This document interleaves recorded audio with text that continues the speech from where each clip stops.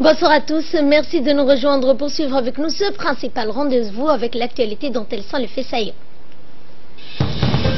Un atelier de revue annuelle conjoint de la première année du plan d'action 2017-2019.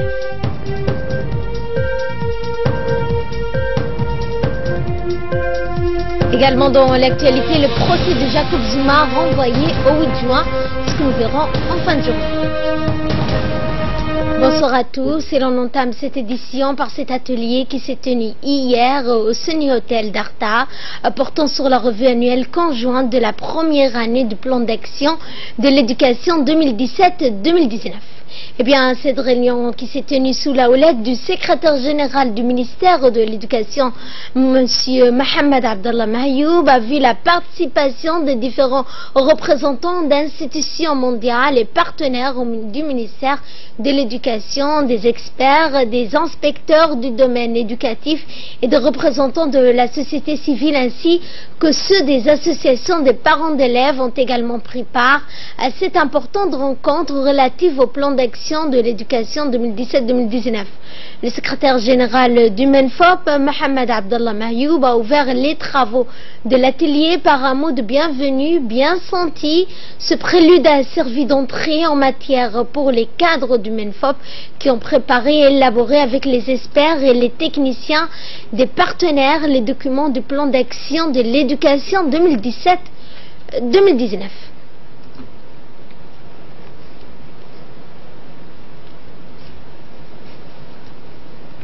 Et justement, le ministre de l'Éducation nationale de la formation professionnelle, Moustapha Mohamed Mahmoud, a présidé hier en fin de matinée la cérémonie de clôture de cet atelier sur la revue conjointe de la première année du plan d'action de l'éducation 2017-2019. Dans son allocution prononcée à cette occasion, Moustapha Mohamed Mahmoud a rappelé que la revue conjointe représente un moment de pause permettant au MENFOP d'évaluer les actions menées jusque-là, de mesurer les objectifs fixés pour l'année 2018. Il a rappelé en outre que la revue permettrait de formuler les recommandations en vue de réguler, d'ajuster les activités nouvelles et de prévoir son extension. Rappelant que ce document d'une centaine de pages où sont déclinés succinctement le processus d'élaboration du PAE, à savoir la revue conjointe 2014-2019, puis le colloque sur la qualité des enseignements-apprentissages qui ont abouti à la conception et à la rédaction de ce premier plan d'action de l'éducation 2017-2019.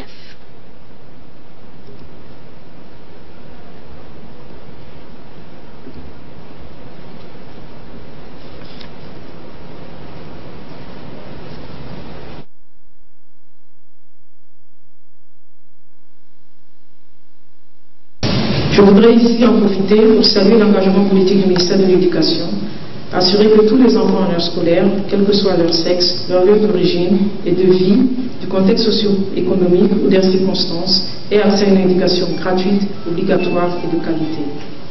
J'en profite pour réitérer l'engagement des partenaires locaux de l'éducation et celui de l'UNICEF dans l'atteinte des objectifs que le gouvernement de Djibouti, à travers vous, Excellence Monsieur le Ministre, les objectifs que le gouvernement de Djibouti s'est fixés.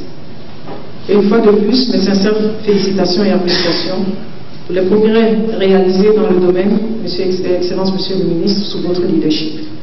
Pour chaque enfant vivant sur le... Et dans un mot prononcé à cette occasion, le ministre de l'Éducation a exhorté tous les cadres du MENFOP à œuvrer sans relâche pour la mise en œuvre du plan d'action de l'éducation 2017-2019 que je propose d'ailleurs de suivre. Vous avez travaillé dans ce magnifique Sand Hill Center qui constitue, et c'est une fierté, un centre de référence national pour le métier du tourisme et de l'hôtellerie. La revue conjointe est donc une occasion pour mesurer les niveaux d'atteinte des objectifs fixés pour l'année 2017. Elle doit nous aider à identifier les facteurs favorables et les obstacles à la mise en œuvre des activités retenues dans le PAE 2017-2019 pour les trois ordres d'enseignement: enseignement de base, enseignement moyen et secondaire et enseignement technique et la formation professionnelle, et bien sûr la gestion sectorielle. Elle nous permet aussi de formuler les recommandations en vue de réguler, d'ajuster et d'ajouter des activités nouvelles dans le PAE 2017-2019 et donc, Inch'Allah, de prévoir son extension. La qualité de vos travaux montre aussi que les échanges ont été fructueux dans les ateliers. Je voudrais ainsi remercier solennellement tous les participants pour leurs réflexions, leurs propositions et leurs contributions à la réussite de cette revue conjointe du PAE 2017-2019. Naturellement, j'adresse une mention spéciale des remerciements aux représentants des PME et de l'UNICEF. Je tiens également à féliciter les responsables de la Direction générale de l'administration. Je vous témoigne donc mes satisfactions pour avoir centré notre PAE 2017-2019 sur la gestion axée sur le résultat. Je sais que votre engagement sera un facteur de réussite pour ce nouveau projet d'une école inclusive de qualité pour tous qui marquera, Inch'Allah, pour longtemps, je l'espère, l'histoire de l'éducation nationale. Dans le cadre de la coopération entre la République de Djibouti et l'Union européenne, le colonel Waes Omar Boghoré, commandant de la garde-côte djiboutienne, a reçu une délégation conduite par les contre-amiraux espagnols et italiens des opérations Atalanta. Eh bien, après une brève présentation des différentes missions et les installations de la garde-côte à la délégation, le colonel Waes Omar Boghoré a tenu à rendre hommage à l'excellence de la coopération et coordination entre les deux institutions. De leur côté, les deux contre-amiraux ont apprécié le travail louable de la garde-côte djiboutienne et les résultats remarquables de ces missions, et ont souligné que la garde-côte djiboutienne est une institution importante pour assurer ainsi la sécurité et la sûreté maritime dans le détroit de Bab el-Mandeb. La visite de travail donc à la garde-côte s'est achevée par une présentation à la délégation des différents types de patrouilleurs de l'institution par le colonel Waes Omar Boghoré.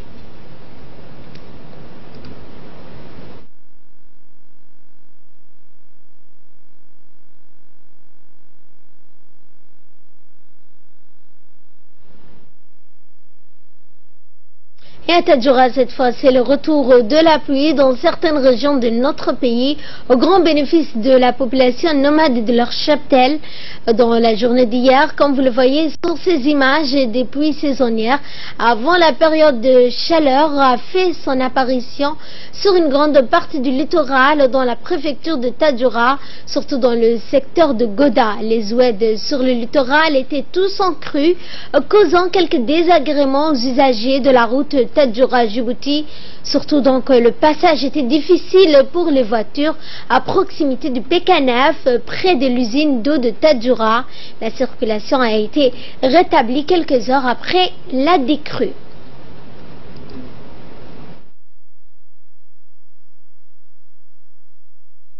Et dans ce qui domine l'actualité à travers le monde, nous allons commencer par parler sciences. Les géologues ont maintenant des preuves physiques que l'Afrique se divise en deux.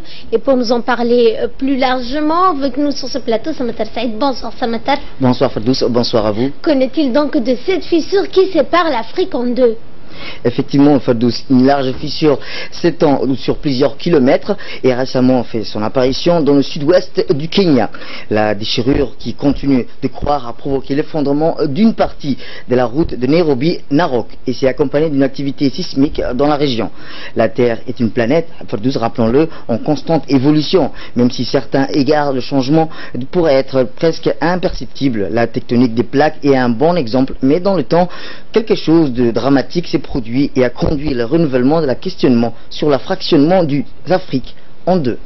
Et en ce qui concerne Jacob Zuma, donc son procès est renvoyé au 8 juin prochain.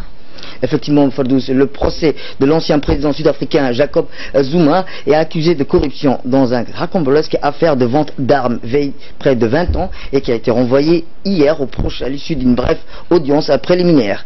Arrivé au palais de la justice, détendu en souriant, M. Zuma, 75 ans, costume sombre et cravate rouge, a pris la place dans Bronx, accusé de haute cour de turban au nord-est, 2 mois à peine après avoir été contraint à la démission à la demande de l'accusation de la défense. Le magistrat en charge du dossier, Tamba Chichi, a immédiatement renvoyé l'affaire au 8 juin prochain. C'est une date provisoire, Fadous. À l'époque, ministre provincial, puis vice-président du pays, M.